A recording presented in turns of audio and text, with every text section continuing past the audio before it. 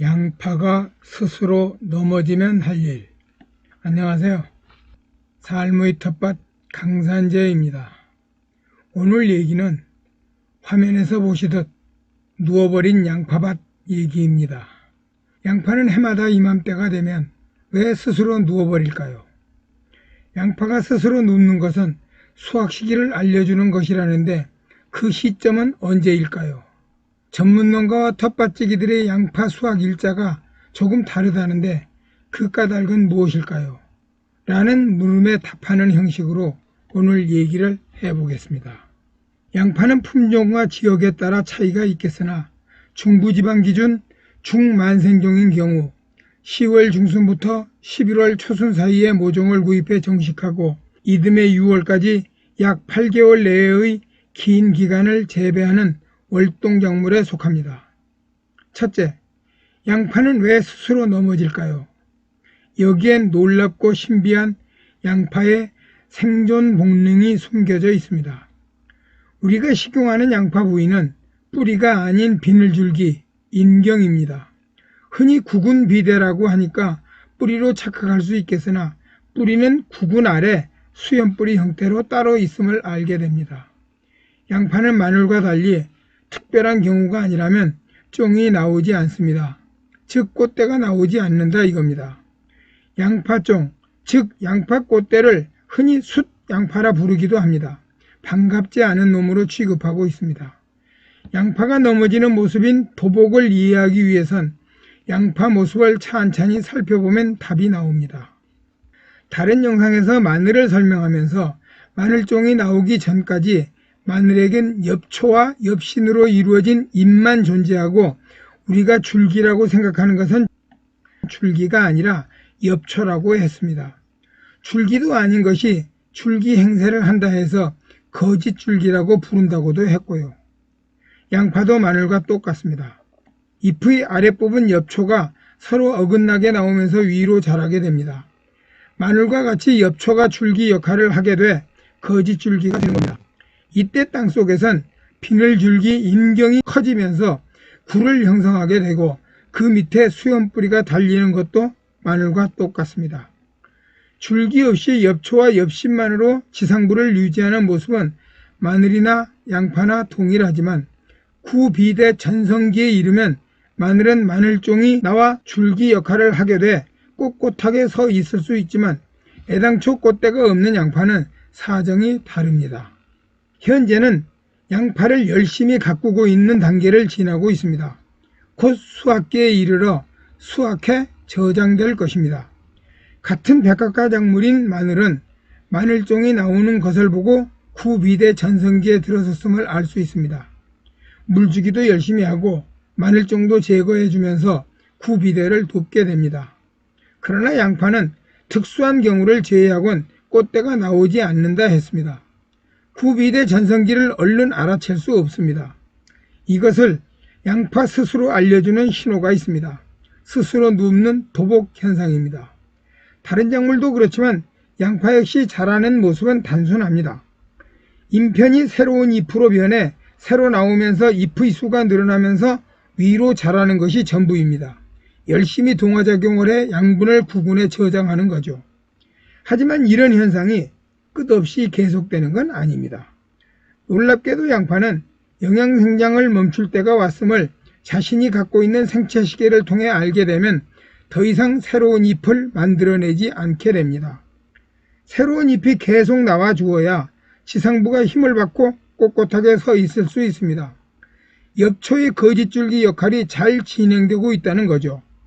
하지만 새로운 잎이 나오지 않고 반대로 지상부의 양분을 지하부로 끌어내리게 된다면 지상부를 받치고 있던 구근과 연결된 맨 아래 엽초 부위의 조직이 급격하게 약해지면서 지상부의 무게를 견디지 못하고 스스로 넘어지게 됩니다. 우린 이런 현상을 도복이라고 합니다. 도복은 생리장애도 아니고 병은 더더욱 아닌 지극히 자연스러운 양파 스스로의 생체 시기에 맞춘 자연현상이라 보시면 맞지 싶습니다. 다만 양파 도복은 다른 작물들이 과도한 웃자람이나 비바람 때문에 넘어지는 현상인 도복과 같은 용어를 쓰고 있으나 그 내용은 사뭇 다르다는 걸 아셨음 합니다. 처음 양파를 재배했을 때 양파의 신비스러운 도복 현상을 이해하지 못하고 무슨 큰 병이라도 생겨 양파 농사 폭망한 줄 알고 깜짝 놀란 경험을 한 번님도 계셨을 겁니다. 둘째, 양파의 도복과 수확 시기는 어떤 관계가 있을까요? 양파는 스스로 넘어진 다음부터 2주 내외 사이에 거의 모든 양파들이 넘어지는 걸 볼 수 있겠고, 또 하나, 도복이 시작되는 때부터 폭발적으로 구근이 비대해지는 모습을 보이게 됩니다. 자료에 따르면 1일 평균 10평당 5에서 6kg 정도씩 무게가 늘어난다고 합니다. 양파 도복 현상이 우리에게 주는 신호는 확실합니다. 도복이 됐다고 무조건 수확하면 안 된다는 거죠. 양파의 도복은 다르게 말하면 본격적인 구근 비대에 들어섰음을 말해주는 것이 되겠습니다. 더 커질 기회가 왔다는 겁니다. 양파 수확 시기는 일단 도복 이후라는 것은 확실합니다. 그렇다면 언제 뽑아내면 좋을까요? 이것을 알기 위해선 사전에 몇 가지 짚고 넘어가야 할 내용이 있겠습니다. 앞에서 말씀드린 대로 도복 후 수확하는 건 알겠고, 도복과 동시에 구근 비대가 급격하게 시작된다니 이론상 시간을 두고 오래 기다리면 좋겠다는 생각이 들게 됩니다. 오래 기다렸다 수확하면 분명 수확량은 늘어날 것입니다. 그러나 세상은 명암이 있게 마련이죠. 무조건 좋은 것만은 있을 수 없습니다. 셋째, 전문 농가와 텃밭지기들의 수확 시기는 다르다? 도복 이후 수확을 늦게 하면 잎이 고사하여 수확할 때 불편합니다. 줄기를 잡고 뽑을 수 없습니다. 인건비 상승은 당연하죠. 여기에 아차하면 장마를 만날 수도 있고 변형구가 나오게 되고 맹아도 빨라지면서 저장성이 뚝 떨어지게 됩니다. 여기서 우리네 텃밭지기들과 전문 농가의 차이가 생깁니다. 전업농들은 상품성과 저장성이 우선이죠. 그리고 어느 정도 무게도 나가야 하죠. 전문가다운 수확 타이밍이 필요합니다. 보통은 도복이 시작되고 밭 전체의 80% 정도가 도복됐을 때 수확을 하고 있습니다. 물론 저장성을 높이기 위해 50% 내외에서도 수확이 가능하지만 수량이 적어 경제성이 나빠진다는 흠이 있어 쉽게 접근하기 어려울 수도 있겠습니다. 전문농이 아닌 텃밭지기들 상황은 어떨까요? 장기 보관을 우선할 것이냐, 아니면 오래 두지 않을 것이니 굵은 구근의 양파를 원할 것이냐를 결정해야 합니다. 저희 경우는 밭 전체가 도복이 된 후라도 바로 수확하지 않습니다.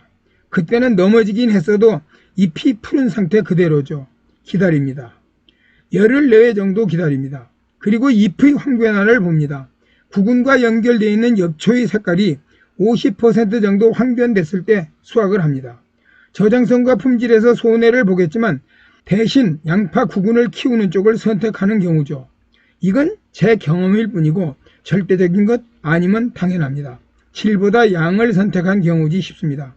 이론서에 의하면 장기 저장을 위한다면 40%에서 50% 정도 도복했을 때 수확량에서 손해를 보는 것 감수하고 수확한다 했으나 텃밭에서 그렇게 하긴 어렵습니다. 10평당 하루에 5에서 6kg씩 무게가 늘어난다는데 어찌 조기 수확을 할 수 있겠습니까?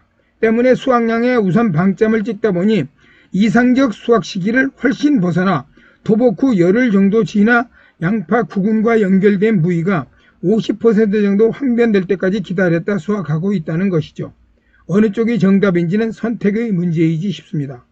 텃밭에서야 넓은 면적이 아니니 잎줄기가 다 마른다 해서 수확에 그렇게 불편할 것도 아니고 저장성이 좀 나빠진다 해서 저장할 양이 많은 것도 아니고 변형구가 나온들 먹지 못하는 것도 아니기에 저는 이런 것 모두 감수하고 수확일을 정하고 있다고 말씀드리겠습니다. 참고 정도만 하셨으면 좋겠습니다.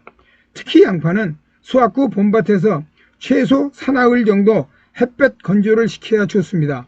이 같은 경우를 생각해서 최소 1주 정도의 일기예보 미리 보시고 수확일 잡는 것이 아주 중요하다는 말씀까지 드리겠습니다. 오늘의 양파 얘기 함께 해주신 번님들 고맙고요. 구독과 좋아요 부탁드립니다. 감사합니다. 늘 평안하시고 행복한 시간 되십시오.